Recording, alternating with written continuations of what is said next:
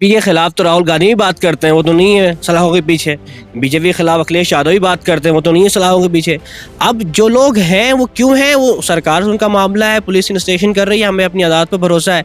अब सिर्फ ये रीज़न कहना कि असदुद्दीन ओवैसी जेल में नहीं है तो वो एजेंट होगा, ये तो बिल्कुल वाहियात बात है। क्योंकि जो भी secular, so called secular, actually वो सेकुलर नहीं है, सो कॉल्ड सेकुलर है, चाहे वो समाजवादी हो, बसपा, कांग्रेस हो।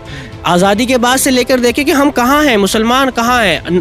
पार्टीशन के टाइम 48% मुसलमान सरकारी ओहदों पर थे, सरकारी डिपार्टमेंट्स में थे। आज हम 2% हैं। आगे भी मदनी साहब आपके क्षेत्र के हैं, मौलाना मदनी साहब के बेटे हैं, तो उनके तरफ क्या रुझान है? उनके तरफ भी मेरा अच्छा रुझान है। वो एक युवा नेता हैं और उन्हें उभरने की बहुत जरूरत है अभी। देखिए बीजेपी का भी टीम क्यों है, जब बसपा दलितों की पार्टी है, मायावती दलितों की रहनुमा है, तो उन्हें तो कोई बी टीम सी टीम नहीं कहता। तो वैसे अगर मुसलमानों का रहनुमा है तो इसमें बी टीम और सी टीम कहाँ से आ गई? देखें ऐसा है कि तालिबान का तो कुछ भी लेना देना नहीं है दारुल से। तालिबान अफगानिस्तान में रहते हैं, हमारे तो पड़ोसी भी नहीं है। रंड हो, देवबंद लक्ष्मी नगर बन जाए, देवबंद रामनगर बन जाए, इससे फर्क नहीं पड़ता। विकास होना चाहिए, काम होना चाहिए। आप नाम बदल क्या करेंगे, बाहर कुछ और कर देंगे, राम स्थान कर दें, कुछ भी कर दें, हमें नहीं फर्क पड़ता। क्योंकि देवबंद की शनाख्त जो है वो इसके नाम से नहीं है, दारुल से है, और इंशाल्लाह दारुल किसी की कोशिश ख़त्म नहीं होगा। असदुद्दीन ओवैसी जो हैं वो भी एक अच्छे लीडर हैं, ठीक है, और उनका अभी उत्तर प्रदेश के अंदर इतना अभी मजबूत वो नहीं है। द इंडियन खबर, सच आपके सामने। नमस्कार, आदाब, मैं रज़ा अंसारी और आप सभी का स्वागत है द इंडियन खबर पर। उत्तर प्रदेश का चुनावी पहले चरण के जितने भी सीट हैं उन सभी पर चुनाव हो चुका है। दूसरे चरण में 55 सीटों पर चुनाव हो रहा है। ये जो दूसरे चरण में चुनाव हो रहा है उसमें सहारनपुर का देवबंद क्षेत्र जो है इस बार थोड़ा महत्वपूर्ण। मौलाना उमैर मदनी को भी जो है MIM ने टिकट दिया, तो दूसरी तरफ मुस्लिम बहुल्य क्षेत्र होने के कारण भी समाजवादी पार्टी ने टिकट जो है कार्तिक राणा को दिया। दूसरी तरफ बसपा ने राजिंदर सिंह को दिया। तो 2017 में भाजपा की तरफ से जीतने वाले कैंडिडेट जिसका नाम है ब्रिजेश सिंह रावत, उनको फिर से टिकट दिया गया है, फिर से उन पर जो है भरोसा जताया गया। तो कुछ विद्यार्थी है दारुल उलूम देवबंद के, उनसे जानेंगे कि इस बार क्या चल रहा है और इस बार क्या दारुल उलूम देवबंद सोच रहा है, और मुस्लिम राजनीति में जिस तरह से असदुद्दीन ओवैसी का रोल है उसको लेकर क्या सोचते हैं। क्या नाम हुआ आपका? अब्दुल्ला रशीद। अब्दुल्ला रशीद साहब, सबसे पहले तो सवाल ये है कि ब्रिजेश सिंह राणा का जानते ही होंगे, ब्रिजेश सिंह आपके जो यहाँ के विधायक है। शक्ल नहीं देखी कभी उनकी, 5 साल में नजर नहीं आया वो, बट सुना था कि वो जीते हैं। अच्छा, जीते हैं। तो सवाल ये है कि यहाँ पर 2016 में जब वो मार्च के महीने में जीत के आए थे तो एक सवाल उन्होंने उठाया था कि अगर हम जीत के आएंगे तो देवबंद का नाम बदल के देवरंड कर देंगे। तो ये संभव है क्या कि इस बार बीजेपी अगर सरकार बना लेती है तो देवबंद जो है देवरंड हो जाएगा? देखिए देवबंद देवरंड हो, देवबंद लक्ष्मी नगर बन जाए, देवबंद रामनगर बन जाए, इससे फर्क नहीं पड़ता। विकास होना चाहिए, काम होना चाहिए। आप नाम बदल क्या करेंगे, बाहर कुछ और कर देंगे, राम स्थान कर दें, कुछ भी कर दें, हमें नहीं फर्क पड़ता। हमें तो विकास से मतलब है, डेवलपमेंट से मतलब है। अभी आप जिस सड़क से आए हैं, मेरा ख्याल है बड़ी परेशानी भी होगी आपको, बहुत ज्यादा खराब है। तो हवाई जहाज ठीक है, तो इसलिए वो गड्ढे इस कदर है, सड़कें की नहीं बनी। तो आप नाम में मत पड़े, कुछ भी कर दें, हमें कोई फर्क नहीं पड़ता। क्योंकि देवबंद की शनाख्त जो है वो इसके नाम से नहीं है, दारुल से है, और इंशाल्लाह दारुल किसी की कोशिश खत्म नहीं होगा। ठीक है, बीजेपी के बहुत सारे लोग ये कहते हैं, और चूंकि लगातार जिन्ना पाकिस्तान का तस्करा आता है तो इनडायरेक्टली तरीके से दारुल उलूम देवबंद के साथ जोड़ दिया जाता है, और कहा जाता है कि दारुल उलूम देवबंद में ये भी तालिबान से भी एक कनेक्शन जोड़ने की लगातार ये जो भाजपा के लोग करते हैं। तो इस पर क्या कहना चाहिए? देखिए ऐसा है कि तालिबान का तो कुछ भी लेना देना नहीं है दारुल से। तालिबान अफगानिस्तान में रहते हैं, हमारे तो पड़ोसी भी नहीं है वो। और अगर आप कह रहे हैं कि तालिबान के लोग कभी पढ़ के गए, तो अफगानिस्तान से जो बच्चे पढ़ने आते हैं उनको आप अप्रूव करते हैं, उनको आप वीज़ा देते हैं। आप जब वीज़ा देते हैं, आपने एक स्पेशल उनको एक वीज़ा देते हैं, क्योंकि धार्मिक पढ़ाई के लिए किसी भी कंट्री से बच्चे अलाउ नहीं है। लेकिन आपने एक अफगानिस्तान को स्पेशल स्टेटस दिया है और उनके बच्चों को आप अलाउ करते हैं कि आगे पढ़ें, धार्मिक तालीम हासिल करें। तो हुकूमत से सवाल किया जाए कि आप क्यों दे रहे हैं वीज़ा। और यहाँ पर तो हम प्रोटोकॉल फॉलो करते हैं, जो गवर्नमेंट कहती है उसी के मुताबिक चलते हैं। कोई एक बंदा, कोई एक लीडर, कोई एक कमांडर बताएं जिसका ताल्लुक तालिबान से, ये सब फालतू बातें हैं, लोगों को डाइवर्ट किया जाता है। इस बार उमैर मदनी साहब भी है MIM की तरफ से, और जमीयतुल उलमा हिंद के बड़े जो मतलब के सदर है महमूद मदनी साहब, उनके साहिबजादे हैं। तो उनका क्या रसूख है और समाजवादी पार्टी को लेकर क्या सोचते हैं? देखिए समाजवादी हो या MIM हो, यहाँ बात विकास की है, बात काम करने की है। अब जो हमारे सिटिंग एमएलए हैं उनसे शिकवे हैं, मजहब से या नाम से कुछ लेना देना नहीं है। हम हिंदुस्तान में रहते हैं, हज़ारों साल से हम सब हिंदू मुस्लिम साथ में रहे हैं, तो जब 1000 साल से हम अमन से रह सकते हैं तो अब भी रह सकते हैं, ठीक है। असल बात है काम कौन करेगा। सिटिंग एमएलए को देखा, कोई काम नहीं हुआ, इधर तो नहीं हुआ बहरहाल, और जहाँ तक मेरी बाइक जाती है देवबंद में, वहाँ मुझे काम नजर नहीं आया, ठीक है। इस बार क्या है, बदलाव कुछ है? हाँ, इस बार बदलाव की उम्मीद है। लोग काम देखते हैं यहाँ पर, क्योंकि लोग पढ़े लिखे हैं, ठीक है, महज़्ज़ब हैं, सिविलाइज्ड हैं, तो उन्हें अंदाज़ा है कि जो काम कर सकता है उसे वोट दिया जाएगा। अच्छा, उमर मदनी साहब का क्या स्टेटस, क्या पोजीशन है इलेक्शन? देखिए, उमर मदनी साहब मेरे मित्र हैं, आपको शायद इल्म नहीं है, दोस्त है मेरे, और युवा नेता हैं। अगर जीत जाए, दुआ है अल्लाह करे जीत जाए, उनसे उम्मीदें हैं, क्योंकि युवा नेता और युवाओं को मौका मिलना चाहिए। 60-70 साल के बूढ़ों को हम देते हैं, एमएलए बनाते हैं, वो बेचारे खुद से हिल नहीं सकते, हमारा विकास क्या करेंगे। हम तो चाहते ही हैं कि युवा अलग आगे आए, युवाओं को टिकट्स मिले, सारी पार्टियां दें। ओवैसी साहब ने उमेर को दिया है टिकट, उम्मीद है उनसे, युवा है, इंशाल्लाह काम करेंगे। तो ओवैसी साहब में क्या नजर आता है? बहुत सारे लोग उनको बीजेपी का बी टीम, वोट कटुआ कहते हैं, और आप लोग क्या देखिए, बीजेपी का बी टीम क्यों है? जब बसपा दलितों की पार्टी है, मायावती दलितों की रहनुमा है, तो उन्हें तो कोई बी टीम सी टीम नहीं कहता। तो वैसे अगर मुसलमानों का रहनुमा है तो इसमें बी टीम और सी टीम कहाँ से आ गई? तो आप दारुल उलूम देवबंद में पढ़ते हैं? मैं पढ़ाता हूँ एक्चुअली। अच्छा, पढ़ाते हैं, मतलब कि वहाँ के टीचर हैं आप। तो सवाल ये है कि आपको लगता है कि ओवैसी साहब जो ट्रैक पर चल रहे हैं वो मुसलमानों के हित में? देखिए, ओवैसी साहब एक तो ध्रुवीकरण की राजनीति नहीं करते, ये तो खामखा के इल्जामात लगाए जाते हैं, ठीक, कांग्रेस की तरफ से। आप ये देखें कि जो भी secular, so called secular, actually वो सेक्युलर नहीं है, सो कॉल्ड सेक्युलर है, चाहे वो समाजवादी हो, बसपा, कांग्रेस हो। आज़ादी के बाद से लेकर देखें कि हम कहाँ हैं, मुसलमान कहाँ हैं। पार्टीशन के टाइम 48% मुसलमान सरकारी ओहदों पर थे, सरकारी डिपार्टमेंट्स में थे, आज हम 2% हैं। भाई 60 साल 70 साल तकरीबन आपकी कांग्रेस रही है, ये तो बीजेपी अब आई है।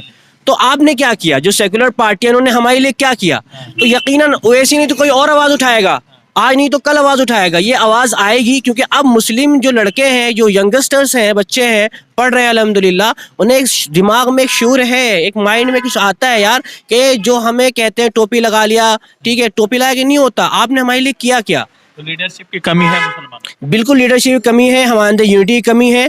और जाट का कोई लीडर बना, ठीक है, आरएलडी बनी, सब उसके पीछे चले गए। जंत यादव नौजवान लड़का है, सब उसके पीछे गए। एक हमारी कमी ऐसी है, हमारे जो लीडर से पता नहीं क्या हो जाता है, अगर कोई बंदा कह रहा है कि मैं आपके लिए काम करूंगा तो और आवाज भी उठाता है मुद्दों पर, तो मुझे नहीं लगता कि क्या हर्ज है आप उसे बी टीम क्यों कह रहे हैं। ऐसी तो कोई बात उन्होंने की नहीं आज तक जिसकी वजह से उन्हें बी टीम कहा जाए। अच्छा, लग रहा है इस बार चूंकि पूरे हिंदुस्तान में चल रहा है कि दारुल उलूम देवबंद यानी देवबंद में एमआईएम वर्सेस सपा का बहुत जोर का टक्कर है, तो ऐसा किसको किस तरह से देख रहे हैं? एक्चुअल में बेसिकली जो मुस्लिम वोट है वो सपा और एमआईएम में एक तरह से डिस्ट्रीब्यूट आप कह सकते हैं। तो फिर बीजेपी जीतेगी? ये आंकलन आप बिल्कुल सही लगा सकते हैं, बट इस बार मुझे नहीं लगता। एक पॉजिटिव जो अप्रोच है वो सपा की तरफ ज़्यादा है, और भारतीय जनता पार्टी जो है वो भी काफ़ी स्ट्रॉन्ग है।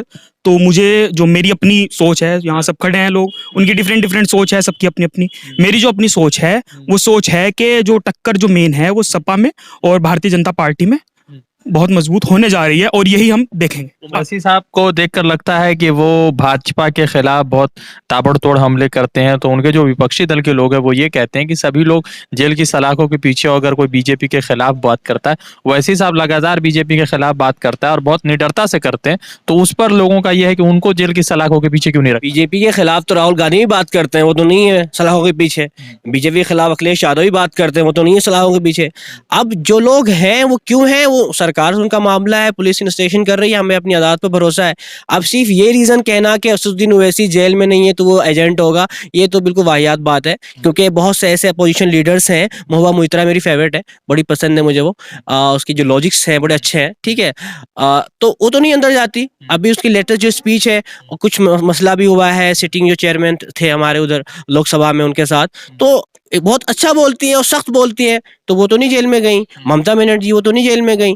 तो ऐसा नहीं है कि अपोजिशन में और लीडर नहीं बोलते, बहुत से लोग बोलते हैं और वो सही सलामत हैं। तो ये इल्ज़ाम लगाना बीजेपी या गवर्नमेंट पे कि जो उनके खिलाफ बोलता है उसको जेल में डालती है, ये सही नहीं है, मैं उसको नहीं मानता। असदुद्दीन ओवैसी को किस तरह से देखते हैं? असदुद्दीन ओवैसी जो हैं वो भी एक अच्छे लीडर हैं, ठीक है, और उनका अभी उत्तर प्रदेश के अंदर इतना अभी मजबूत वो नहीं है, क्योंकि अभी वो नए नए आए हैं उत्तर प्रदेश के अंदर, ठीक है, और जितना वो मजबूत होने का काम करेंगे अपनी और अपनी कम्युनिटी को लेके, बेसिकली मुस्लिम कम्युनिटी को लेके, हम लोगों को लेकर के चलने का काम करेंगे और साथ ही साथ और कम्युनिटी का भी ध्यान रखने का काम करेंगे, तो वो एक अच्छी सरकार उत्तर प्रदेश के अंदर ला सकते हैं और उत्तर प्रदेश का जो मुस्लिम वोटर है उसको एकजुट करने का वो काम कर सकते हैं आगे भी। मदनी साहब आपके क्षेत्र के हैं, मौलाना मदनी साहब के बेटे हैं, तो उनके तरफ क्या रुझान है? उनके तरफ भी मेरा अच्छा रुझान है, वो एक युवा नेता है और उन्हें उभरने की बहुत जरूरत है अभी।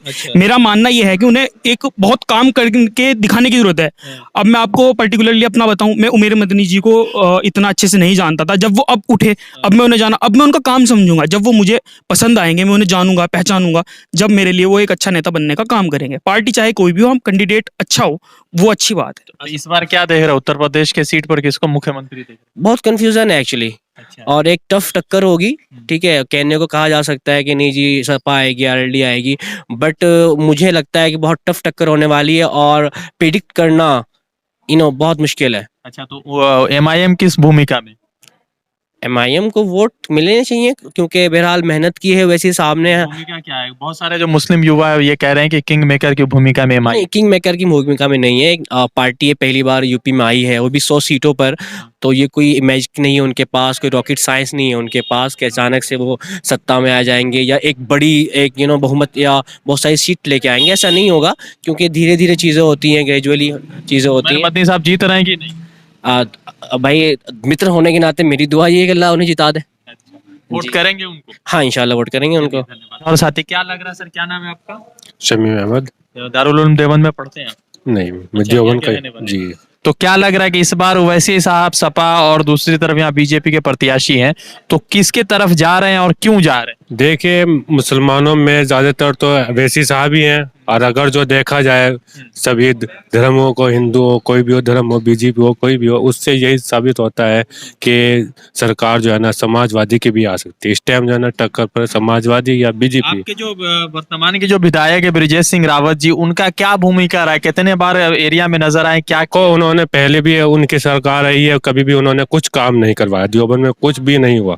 एक सवाल ये है कि पूरे प्रदेश में ये हवा चल रही है कि एमआईएम बीजेपी की भी टीम है, ठीक है, कुछ लोग उड़ा रहे हैं। दूसरी तरफ ये है कि एक बड़ा मजबूत दल जो है, जो जर्नलिस्टों का टीम है, वो ये मान रही है कि इस बार बसपा जो है बीजेपी के बी टीम का रोल प्ले कर रही है पूरे चुनाव में, क्योंकि जहां जहां पर मुसलमान वोट ज्यादा है वहां पर बसपा ने मुस्लिम उम्मीदवारों को उतारा है, बहुत जगह पे देखा गया, तो बिजनौर वगैरह का क्षेत्र जो है। तो सवाल ये है कि क्या लग रहा है कि मायावती जी क्या रोल प्ले करेंगी और इस बार सरकार बनने में क्या मायावती की जरूरत पड़ेगी अखिलेश को? मेरा मानना यह है कि अब अगर आप बहन कुमारी मायावती जी का एक बयान देखें तो वो खुले लफ्जों में कह रही हैं कि अगर हमें भारतीय जनता पार्टी को कोई भी कमी पड़ती है तो वो उनको सीट्स अपनी देंगी, ठीक है, ये बात क्लियर है।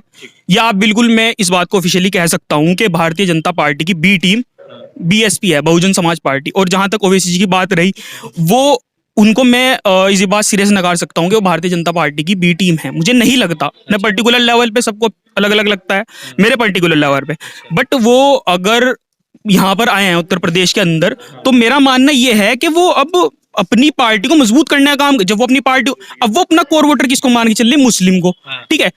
अब बहुत से सपा वाले हैं, हालांकि मैं भी एक सपा मुझे आप कह सकते हो, अब मैं भी ये मानता हूं कि अगर वो भाई उनका कोर वोटर कौन है, मुस्लिम, जब तक वो मुस्लिम को वो काटेंगे तो और पार्टी उन्हें क्या कहेगी डराने के लिए कि ये बी टीम है। अच्छा, तो क्योंकि मुस्लिम का जो कोर वोटर रहा है शुरू से, सपा का जो कोर वोटर रहा है वो मुस्लिम रहा है, बसपा का भी कोर वोटर मुस्लिम रहा है, तो इस वजह से जब वो दो कोर वोटर है, अब तीसरा हक अधिकार जमाने कौन है, ओवैसी जी। अब मुस्लिमों के अधिकारी कौन हो गए, 3 हो गए। भारतीय जनता पार्टी तो सबको पता है शुरू से कहती है मुस्लिम से उनका कोई लेना देना नहीं, 3 हो गए, ठीक है। असदुद्दीन ओवैसी पर जब गोलियां चली तो सारे लोग तो खामोश थे, आवाज तो असदुद्दीन ओवैसी ने खुद उठाया। जी जी जी, तो इस पे वो तो उठाएंगे, जाहिर सी बात है, उन पे गोलियां चली हैं। तो बाकी लोग तो जो मुसलमानों की बात कर रहे हैं या मुसलमानों की सुरक्षा की बात कर रहे हैं, वो लोग तो कहीं ना कहीं मुसलमान का सिर्फ वोट मांग रहे हैं, सुरक्षा की बात तो कर नहीं रहे, क्योंकि असदुद्दीन ओवैसी कहीं ना कहीं लीडर है, नहीं है वो एक अलग चीज है तो मुसलमान ना। हाँ, ये तो है। तो नहीं लगता है कि अब जो है कहीं ना कहीं एक लीडरशिप की कमी जो है मुसलमानों के अंदर वो आना जरूरी है? हाँ, ये दो बात सही है। लीडरशिप की बात जब वो करते हैं, अब आप अगर आप बेसिकली देखें सपा क्या है, सपा एक अपनी एक बेसिकली उसका कोर वोटर मुस्लिम है, बट वो यादव की पार्टी है बेसिकली। अब भारतीय बीएसपी पा जाए, आप किसकी पार्टी है? दलितों की। भाजपा, ये बात सबको पता, बच्चे बच्चों को पता। बट एएमआईएम एक तरह से हमारा काम, मैं ये नहीं कह रहा कि एएमआईएम कोई भी अच्छी पार्टी जो मुस्लिमों को आगे ले जाने का काम करे, मेरे लिए वो कोई भी हो, ठीक है। मैं सेकुलरिज्म की बात करता हूँ और मुझे सेकुलर पार्टी ही अच्छी लगेगी, मेरी पहली चॉइस ये होगी ना। वो इस हिसाब से मुझे कोई गर्ज नहीं है। अगर वो सेकुलरिज्म की बात करते हैं तो मेरे लिए बहुत अच्छे लीडर बनने का वो काम करेंगे, जैसे उनके एम है। कैसे लगते हो वैसे? भाषण तो उनके ठीक ही हैं, ऐसी कोई बात नहीं है। पढ़े लिखे मुस्लिम है? जी जी हाँ, बैरिस्टर हैं। अच्छा जी, पढ़े लिखे मुस्लिम हैं और भाषण करने का दे रही है उत्तर प्रदेश की जनता इस बार उन्हें? इस बार, क्योंकि देखिए ये बात आप भी जानते हैं और मैं भी जानता हूं कि 100 सीटों से किसी की सरकार नहीं बन सकती। बट मेरा मानना यह है उन्हें कभी ना कभी तो उतरना था उत्तर प्रदेश की राजनीति में, क्योंकि उत्तर प्रदेश का जो दंगल है वो सबसे बड़ा दंगल है। तो बात आप मानेंगे हिंदुस्तान के अंदर, जब तक वो यहाँ नहीं उतर सकते, वो हिंदुस्तान के अंदर अपनी सरकार या और स्टेट्स में अपनी सरकार नहीं ला सकते। तो हाँ, उन्हें उतरना था। अब वो उतर चुके हैं, तो आने वाले वक्त में देखेंगे आपके और मजबूत होने का काम करेंगे। द इंडियन खबर, सच आपके सामने।